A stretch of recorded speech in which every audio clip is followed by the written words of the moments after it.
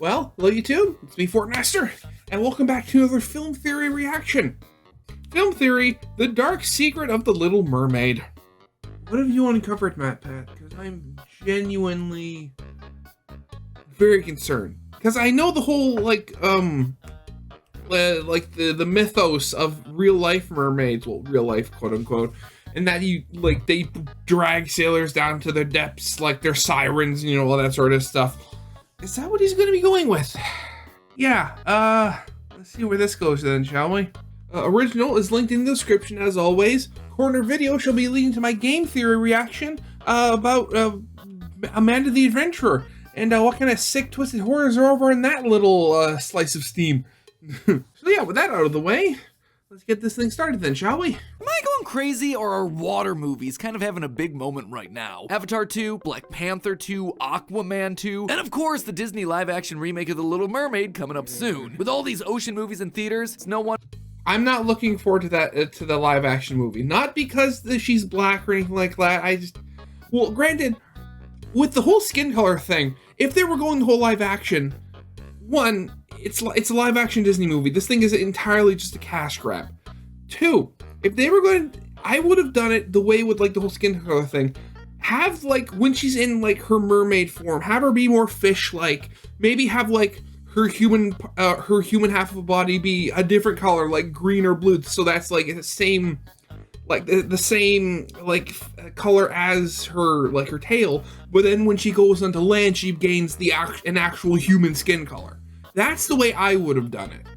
But then again, that's why I'm not working at Disney, because I have good ideas. Wonder everyone in Hollywood's been so salty lately. Tish. Hello, Internet! Welcome to Film Theory, the show that has gadgets and gizmos aplenty, who's its and what's its galore, but my favorite doodad has gotta be the subscribe button. Well, Already it's that time again, loyal theorists. That wonderful time of the year where our corporate overlords over at the Walt Disney Company decide to take one of their beloved classic animated films, suck all the joy out of it, and then produce a lifeless live-action remake that somehow manages to make $1 billion. Because people are idiots, that's why it makes so much money. That's right, today we're talking about The Little Mermaid, which hits theaters later this month, and let me just say, I'm not hopeful. I knew this one was gonna be fighting an uphill battle the second the trailers showcased the song Part of Your World as this big power ballad moment for Ariel, just riffing on higher and higher notes. That's not what that moment is, guys. It's not a vocal showcase. It's supposed to be a sad and reflective song. Ariel is literally yearning for a different life. Now, let me be clear, this is isn't Halle Bailey's fault. It's an issue of direction, of missing the point of the original story and characterization of the song, but who knows, maybe I'll be surprised. Let's just say I'm not holding my breath as I prepare to dive under to see. That said, one thing that I can't deny is that trailers for this movie have gotten me thinking. If this is meant to be a live-action remake, well, you know, there's just no such thing as a live-action mermaid. And while I certainly like the designs that they did, what would a realistic mermaid look like? The whole half-human, half-fish thing. How would that even work biologically? Oh no, Davy Jones, Could that even work biologically? Could a creature like Ariel actually be real, or would she end up looking more like a cryptid creepypasta? And before you call out that piece of common knowledge that mermaids would just look like manatees because old-time sailors mistook manatees for mermaids, yeah, turns out that wasn't a widespread thing. In fact, as far as my research showed, it only ever happened once, and the guy that couldn't tell a dugong from a bathing beauty was everyone's favorite clumsy conqueror, Christopher Columbus himself. Of course.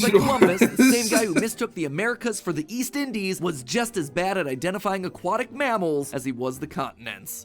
I swear, that guy was an idiot. How did he convince the Spanish royalty to fund this whole expedition? Because, okay, fun fact, the whole thing about why Columbus thought he could do the voyage, it wasn't because he was the only person in the world that thought the world was round when everybody else thought it was flat, not fat. No, that is sort of tangentially related. No, because unlike popular media would have you believe, people actually believed that the Earth was around hundreds of years ago because they did the math. Thank the ancient Greeks for that. But no, Christopher Columbus, his deal was that he thought the Earth was a lot smaller than it actually was, and he thought, like everybody else did, that there was no land over there.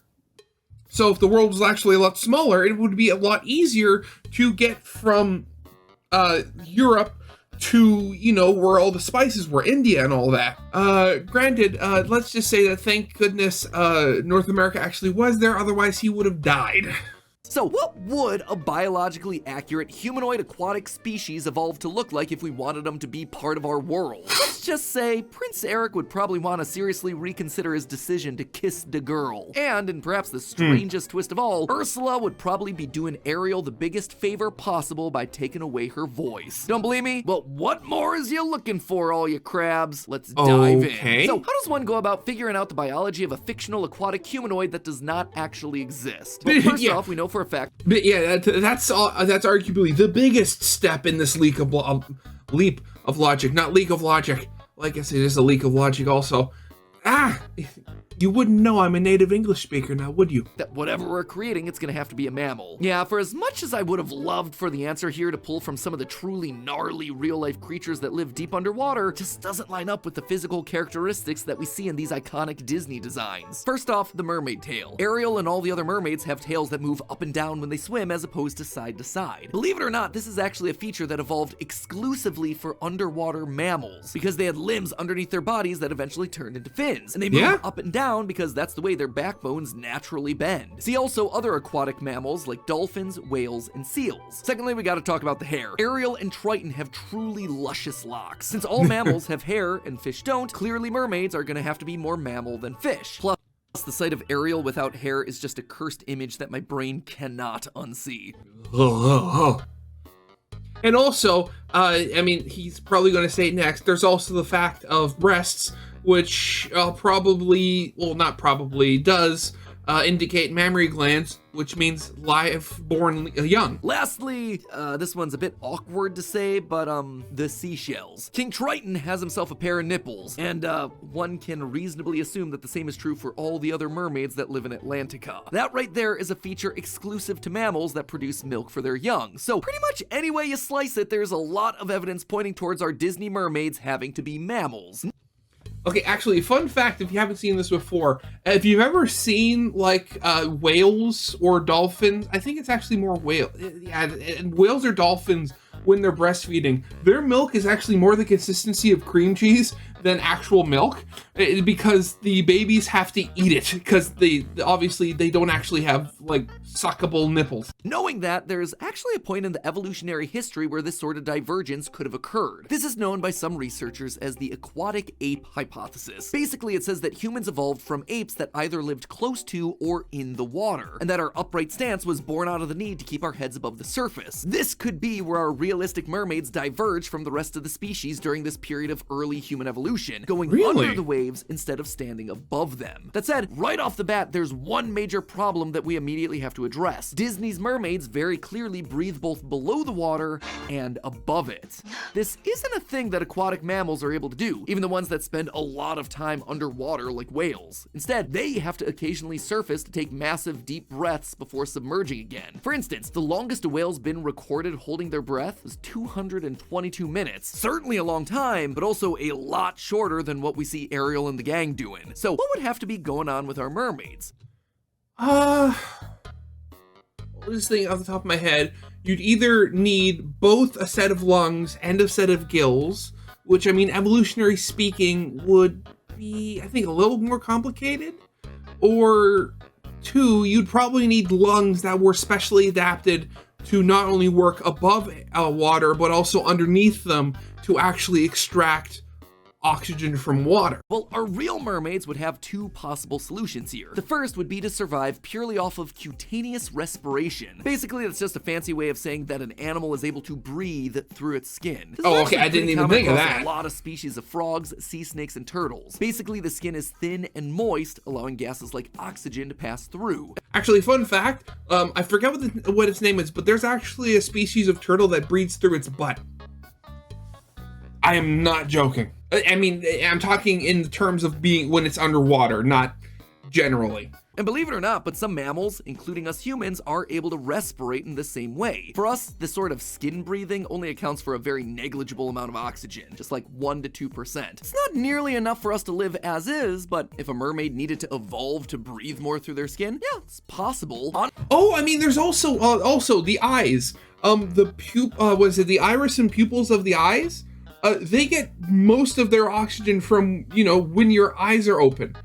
Because if you look, there aren't any actual veins leading to it. Honestly, the biggest problem as it applies to mermaids is that you're just not able to get a lot of oxygen through your skin using cutaneous respiration. As a result, it tends to be reserved for smaller animals that stay relatively inactive. So our mer people... Yeah, so you need that bigger surface area to volume ratio there. would have to be really tiny and lazy, like a frog or a flatworm. That said, the second and better solution here would be for our mer people to evolve both lungs and gills. This is certainly rare in the animal kingdom, but it's not entirely unheard of. Case in point, the lungfish. Lungfish are known to live in environments that are low in oxygen, like stagnant I didn't even pools, think of the swamps, lungfish. shallow Yeah, that lakes. is totally As such, a they have thing. both lungs and gills to help meet their oxygen needs. When the oxygen concentration in the water is low, lungfish can gulp air at the surface and then use their lungs to extract it. When the concentration in the water is high though, that's when they're using their gills. This sort of dual system would help explain away exactly what we see in the movies, aerial breathing underwater as well as on land. So our realistic Disney mermaids are definitely mammals and are either really small and breathing through their skin or human-sized with both lungs and gills. But Actually, I just thought of something like that, because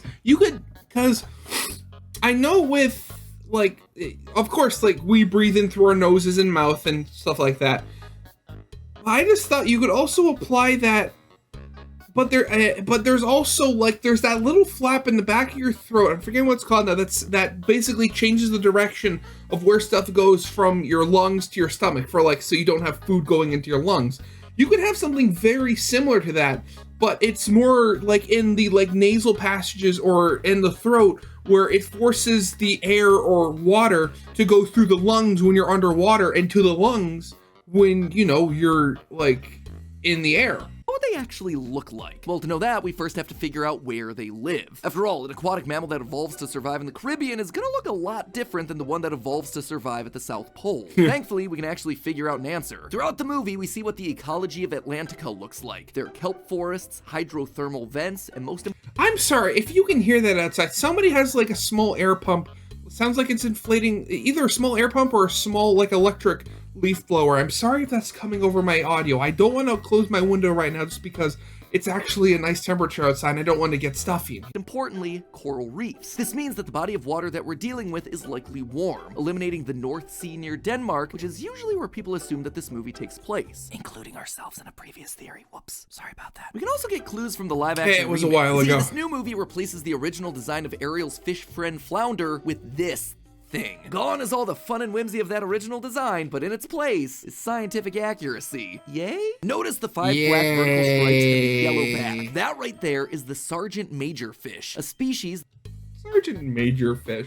I mean, yeah, granted, there are so many species, and eventually you're gonna run out of names, but the Sergeant Major fish, who came up with that? That lives in the Atlantic Ocean as well as the Mediterranean Sea. In fact, the Mediterranean is definitely gonna be our best guess for Ariel's home based on other clues that we see in the movie. For instance, here, in Prince Eric's bathtub, we see statues of what look to be fish. In reality, though, those are meant to be dolphins, and they match the art style of various fountains found throughout Italy. We also see flamingos appearing in the song Kiss the Girl, a tropical bird that can appear in lagoons, deltas, and estuaries around the Mediterranean. I could keep going on and looking at the plants and animals of this region, but perhaps the strongest evidence of all comes not from the movie itself, but rather from a video about the movie. On the official Disney Princess YouTube channel, while reviewing fun facts about the film, they outright say this. Ariel grew up in the Mediterranean, right? Yes. Not to be outdone, they follow it up with this. Also, did you know that Prince Eric's palace is somewhere in Italy? I mean, it doesn't get much more clear-cut than that. It's from an official source. So, with that finally settled, we can actually start looking at how these mermaids would look and why. First off, some basic stuff. It's almost certain that our mermaids would have webbed fingers on their hands. This would be a really simple adaptation that would help our mermaids a lot, allowing them to more easily swim and navigate underwater. It wouldn't even be that wild for this to become prominent through natural selection. Humans today are often born with syndactyly, or fingers and toes that are fused together, so it's very possible that this sort of thing would absolutely show up in an evolutionary offshoot of humans. Hey, also, fun fact about weird evolutionary processes in hands. You know how you sometimes see people with 6 fingers? Funny enough, 6 fingers is a dominant trait.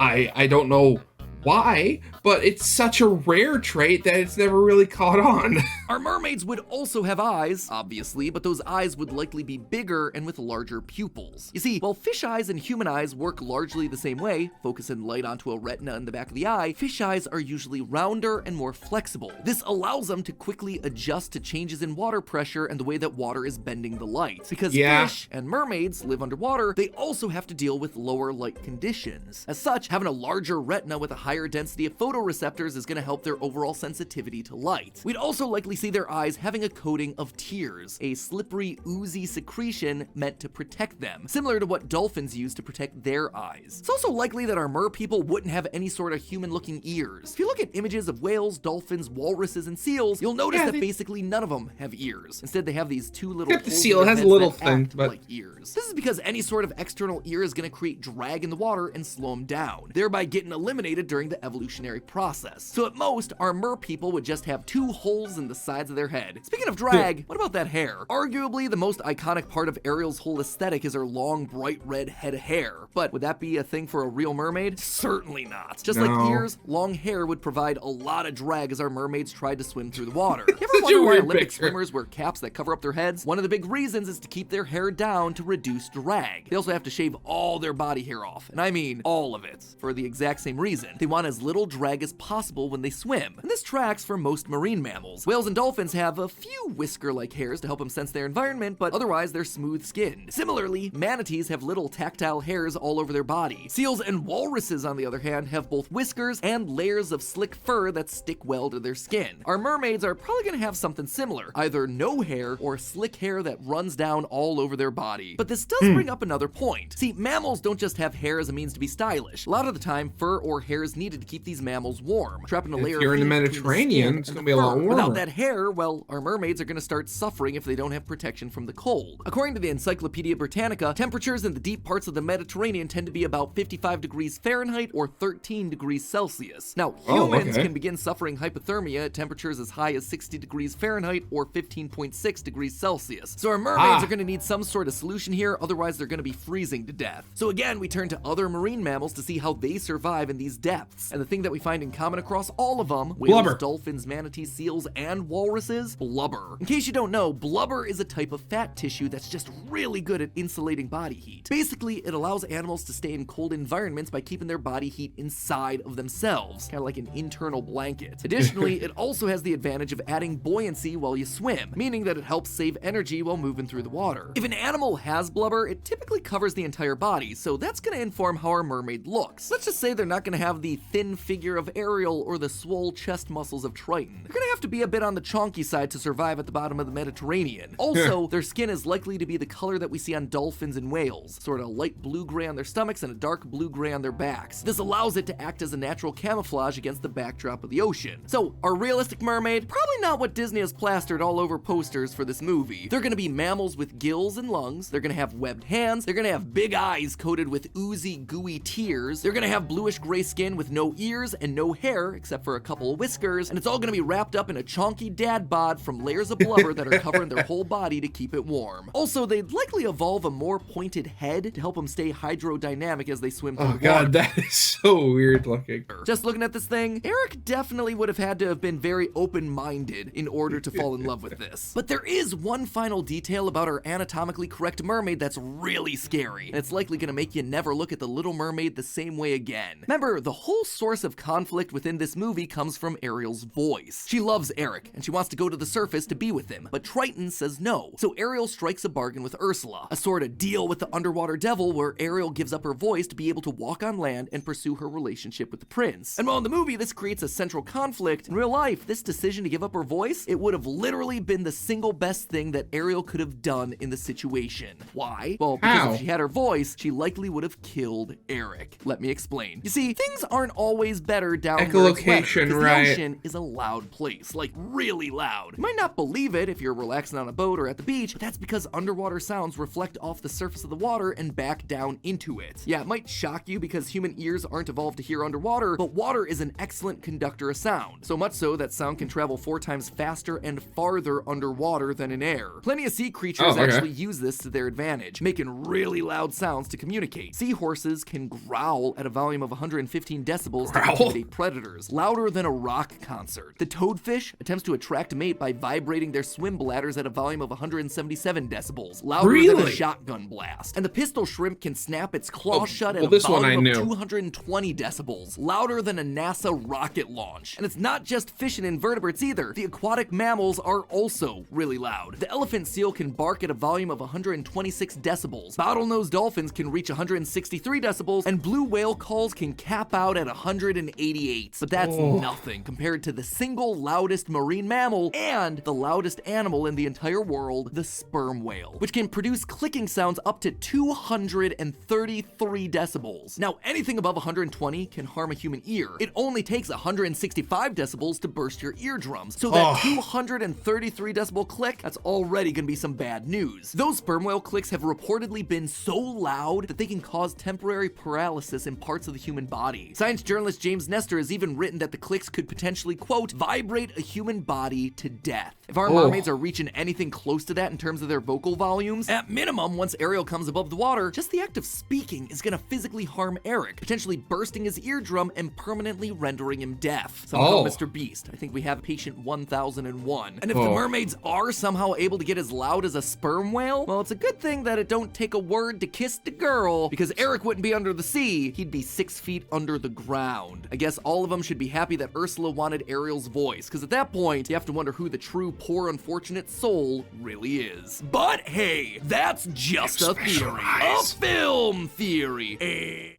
Yeah, I mean, it makes sense. I mean, of course, like, evolution never really, like, cared what we humans, think. It just goes with what works. I mean, granted, I guess there's like, evolution through, like mating and sexual selection of mates and stuff like that, but I mean, that only works sometimes. Yeah, I could totally imagine that being, like, like a creature like that. They designed mermaids to actually look like that. That could be, like, the whole, like, center of, like, a horror movie or something like that, or at least a thriller, where, like, you have the, oh my god, I just thought of that. You know how they're making, like, horror movies or out of, like, stuff going in the public domain? When Little Mermaid goes into public domain, you make, like, a thriller where this guy is being chased by, like, an actual mermaid, like they disguised, but he has no idea why he's being followed, when in fact, like, the Little Mermaid has, like, got a crush on him or something, and given that she knows nothing about, like, human, like, culture or anything, she just keeps following him around and keep being really creepy. So yeah, original is linked in the description if you haven't seen it yet for some reason. Corner tab will be linking to my reaction of Game Theory and their video on Amanda the Adventurer. And yeah, with that out of the way, I hope you guys liked. If you did, leave a like, subscribe if you have not, and I'll see you guys next time. Goodbye.